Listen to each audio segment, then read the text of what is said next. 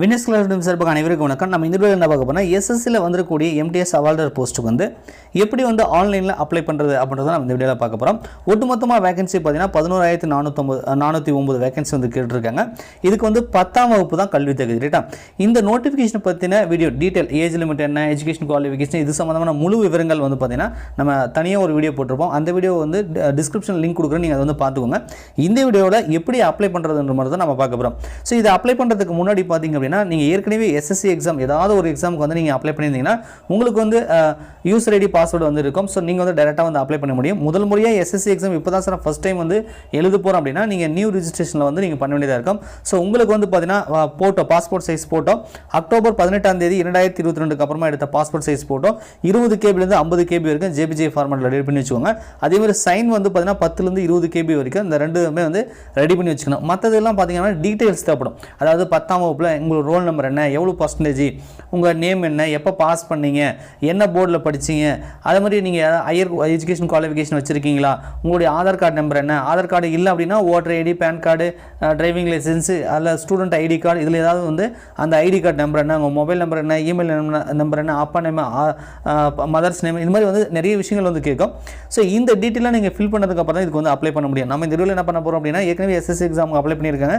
So அவங்களுக்கு user ID password இருக்குது, அது மூலிமா வந்து நம்ம அப்ளை பண்ண போறோம் ரைட்டா.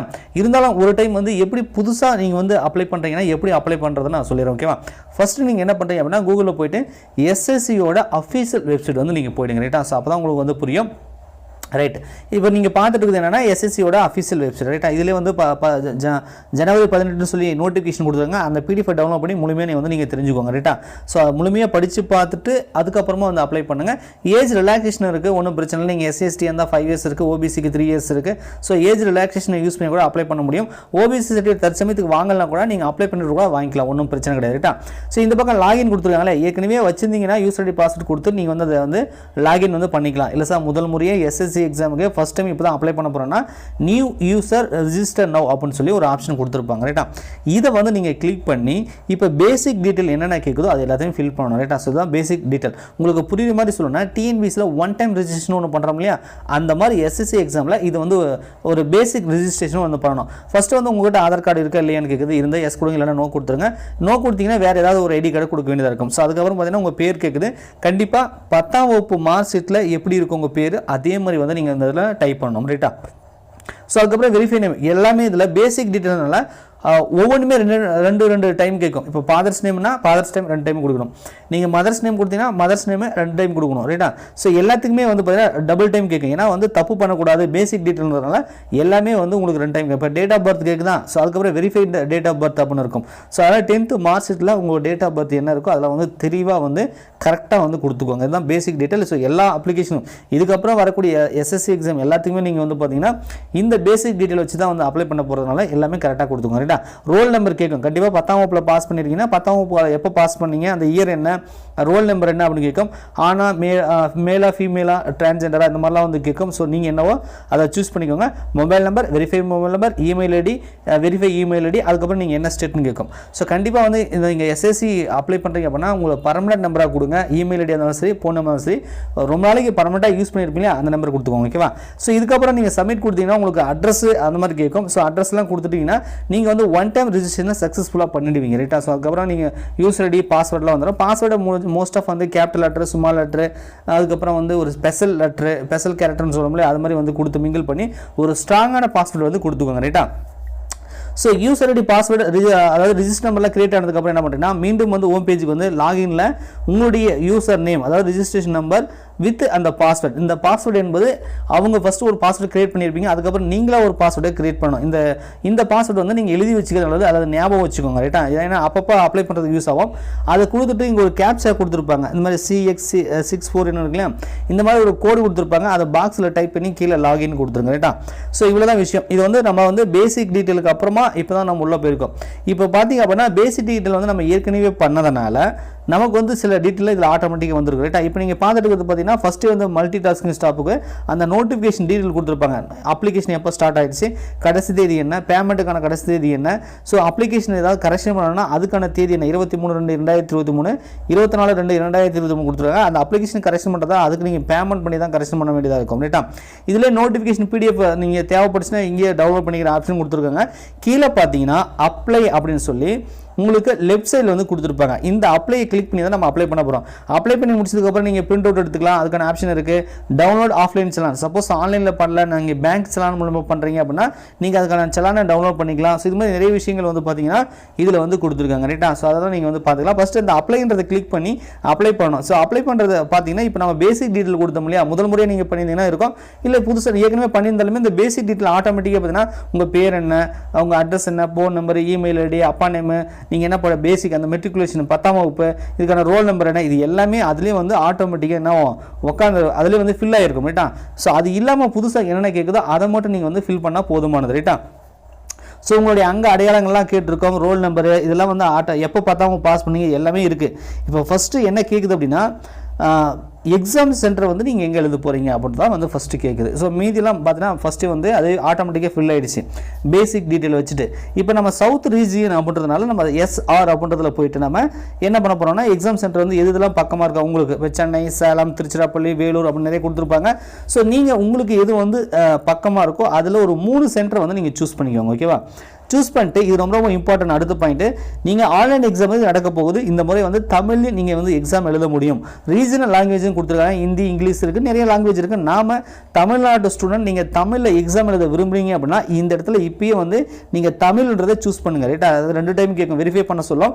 தமிழ் அந்த கோட் நம்பர் 21 இருக்கும், கரெக்டாக பார்த்து சூஸ் பண்ணுங்கள், அப்போ தான் உங்கள் கொஸ்டின் வந்து தமிழில் வரும். ரைட்டா, ஸோ அடுத்து பார்த்தீங்கன்னா உங்களுக்கு சில டீட்டெயிலாக இருக்கும், அதெல்லாம் கொடுத்துக்கோங்க.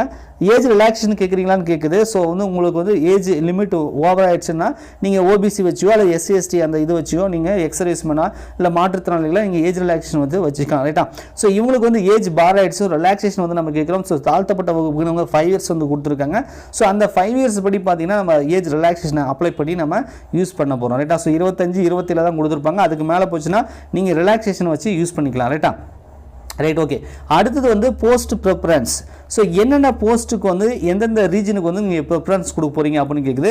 ஸோ நம்ம தமிழ்நாடு ஸ்டூடெண்ட் நீங்கள் தமிழ்நாட்டில் ஒர்க் பண்ணுறதா இருந்தால் நீங்கள் வந்து பார்த்தீங்கன்னா தமிழ்நாடு, புதுச்சேரி, MTSன்னு இருக்குது 62. அதை வந்து ஃபஸ்ட்டு சூஸ் பண்ணுங்கள். ஏன்னா மோஸ்ட்டாக நமக்கு வேலை கிடைச்சதுன்னா நம்ம தமிழ்நாட்டில் வந்து வேலை பார்த்துக்கலாம் இல்லையா. ஸோ அதனால் அடுத்தது பார்த்தீங்கன்னா இந்த அவால்டரே பார்த்தீங்கன்னா சென்னை வந்து அவால்டர் கொடுத்துருக்காங்க 59. அதுக்கப்புறம் பார்த்தீங்கன்னா இன்னொன்று 57லேயுமே வந்து பார்த்தீங்கன்னா CGSTன்னு சொல்லி அவால்டர் ஒன்று இருக்குது. ஸோ அதுவும் கொடுத்துக்கோங்க. ரைட்டா, ஸோ தமிழ்நாட்டில் எங்கெங்கெல்லாம் MTS இருக்குது, அவால்டர்ஸ் இருக்கும், அது எல்லாத்துக்குமே நீங்கள் சூஸ் பண்ணிக்கோங்க. ரைட்டா, இது இல்லாமல் பக்கத்தில் இருக்கக்கூடிய ஸ்டேட் கிடைச்சா கூட ஓகே சார், இந்த கேரளா, கர்நாடகா கிடைச்சா கூட நான் ஒர்க் பண்ணுவோன்னா நீங்கள் அதுவுமே வந்து இந்த இடத்துல வந்து போஸ்ட் அந்த ப்ரிஃபரன்ஸ் ஸ்டேட் வந்து நீங்கள் கொடுத்துக்கலாம். ரைட்டா, ஸோ ப்ரிஃபரன்ஸ் ஸ்டேட் இது மட்டும் இல்லாமல் நீங்கள் கடைசியாக பார்த்தீங்கன்னா ஆல் இண்டியா MTS ஒருவேளை ஏன்னா நமக்கு எங்கே வேலை கிடைச்சாலும் ஓகே அப்படின்னா கண்டிப்பாக நீங்கள் ஆல் இண்டியா MTS வந்து கட்டாயம் வந்து சூஸ் பண்ணணும். ஏன்னா சென்ட்ரல் கவர்மெண்ட் எக்ஸாமை பொறுத்த வரைக்கும் நமக்கு எங்கே வேலை கிடைச்சாலும் ஓகேன்ற மாதிரி தான் இருக்கணும். ஸோ அதனால் அதுவும் 72 சூஸ் பண்ணுங்கள். அதுக்கப்புறம் பார்த்தீங்கன்னா இந்த அவால்டருக்கு வந்து 2 கொடுத்துருப்பாங்க 70, 71, அதுவுமே வந்து சூஸ் பண்ணிக்கோங்க. ரைட்டா, மறக்காமல் ஆல் இண்டியா MTSஐ கட்டாயம் வந்து சூஸ் பண்ணுங்கள். நம்ம இந்தியாவில் எங்கே வேலை கிடைச்சாலும் ஓகே அப்படின்றத சூஸ் பண்ணிக்கோங்க. சூஸ் பண்ணிட்டு இதுக்கப்புறம் போதும் சார் அப்படின்னா நீங்கள் இந்த X அப்படின்றத கொடுத்துட்டீங்கன்னு வச்சுக்கோங்களேன். அதுக்கப்புறம் ஆட்டோமேட்டிக்காக அதெல்லாம் வந்து X இன்ட்டு போட்டுரும், அவ்வளோதான். அது தேவையில்லாமல் போயிடும். ரைட்டா, மற்றதெல்லாம் வந்து நீங்கள் பார்க்கலாம். நீங்கள் எத்தனை வேணாலும் கொடுத்துக்கலாம் ப்ரிஃபரன்ஸ் அதில் கொடுத்துருக்க வரைக்கும். ஃபஸ்ட்டு வந்து ஹையர் எஜுகேஷன் குவாலிஃபிகேஷன் நீங்கள் என்ன படிச்சிருக்கீங்க, +2 டிகிரியா, டிப்ளமோ, அதை வந்து ஹையர் வந்து என்ன முடிச்சிருக்கீங்களோ அதை வந்து இந்த இதில் வந்து கரெக்டாக வந்து சூஸ் பண்ணிக்கோங்க. அடுத்தது வந்து டீட்டெயில் ஆஃப் குவாலிஃபைடு எஜுகேஷனல். இந்த MTS அவால்தருக்கு பொறுத்த வரைக்கும் 10ஆம் வகுப்பு பாஸ் பண்ணியிருந்தால் போதுமானது. ஸோ நீங்கள் 10th ஸ்டாண்டர்டா அல்லது அதுக்கு ஈக்குவலண்டாக படிச்சிருக்கீங்களான்றதை பார்த்துட்டு சூஸ் பண்ணுங்கள். நீங்கள் 10th தான் படிச்சிருக்கீங்கன்னா நீங்கள் வந்து 10th சூஸ் பண்ணுங்கள். இல்லை சார் நான் 10th ஈக்குவலண்டாக முடிச்சிருக்கேன் அப்படின்னா நீங்கள் ஈக்குவலண்டாக சூஸ் பண்ணுங்கள். பெரும்பாலும் வந்து 10th ஸ்டாண்டர்ட் படிச்சிருப்பீங்க SLC. ஸோ 10th ஸ்டாண்டர்டை நீங்கள் சூஸ் பண்ணிக்கோங்க. நம்ம ஏற்கனவே பேசிக் டீட்டெயிலே வந்து நம்ம வந்து 10th நம்ம கொடுத்தோம் இல்லையா, அதை வந்து கொடுத்துருக்கோம். நீங்கள் பாஸ் பண்ணிட்டீங்களான்னு கேட்கும், பாஸ்ட் கொடுத்துருங்க. இல்லைனா அஃபியர் கேட்டிருக்கோம். நீங்கள் மோஸ்ட் ஆஃப் வந்து பாஸ்ட் தான் பாஸ் பண்ணியிருப்பீங்களே, அதை கொடுத்துக்கோங்க. இந்த இதில் பார்த்தீங்கன்னா ஆட்டோமேட்டிக்காக பிள்ளை இருக்குது, இந்த பர்சன்டேஜ் கேட்கும். ஸோ 10th நீங்கள் நீங்கள் என்ன பர்சன்டேஜ் எடுத்தீங்களோ அது கொடுத்துருங்க. இந்த சிஜிபிஏன்னு என்னென்னா இந்த பர்சன்டேஜ் வந்து 9.5 வகுத்தீங்கன்னா உங்களுக்கு ஆட்டோமேட்டிக்காக இந்த சிஜிபிஏ அந்த பாயிண்ட் வந்து கிடைச்சிடும். ஸோ அதை பார்த்துக்கோங்க. இந்த இதில் இந்த do you want make your personal அப்படி இப்படின்னு கேட்குறோம்ல, அது விருப்பம் தான் எஸ் கொடுக்கலாம், இல்லைனா நோ கொடுத்துக்கலாம்.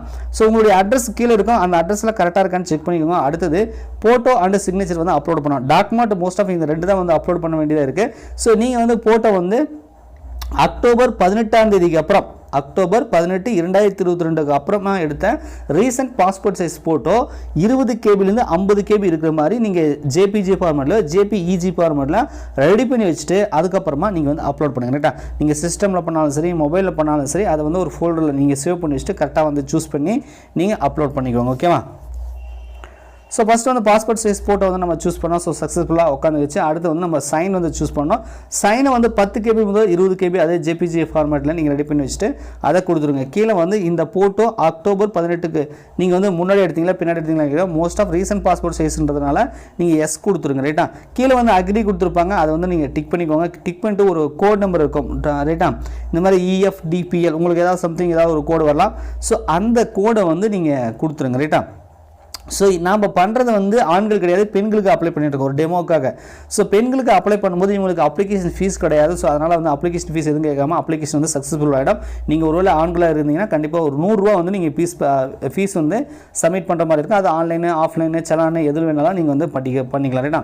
ஸோ கொடுத்ததுக்கப்புறம் நம்ம ப்ரிவியூ கேட்கும். ப்ரிவியூக்கு அப்புறம் பார்த்தீங்கன்னா எடிட் மாடிஃபை, ஏதாவது கரெக்ஷன் இருந்துச்சுன்னா நம்ம எடிட் மாடிஃபை கொடுத்து கரெக்ஷன் பண்ணிக்கலாம். இல்லை சார் எல்லாமே கரெக்டாக தான் இருக்குன்னா நீங்கள் பச்சை கலர் பட்டனை சப்மிட் பட்டனை வந்து கொடுத்துருங்க. இப்போ வார்னிங் மெசேஜ் கொடுப்பாங்க, you cannot edit after the final submission, so check all detail carefully அப்படின்னு சொல்றாங்க.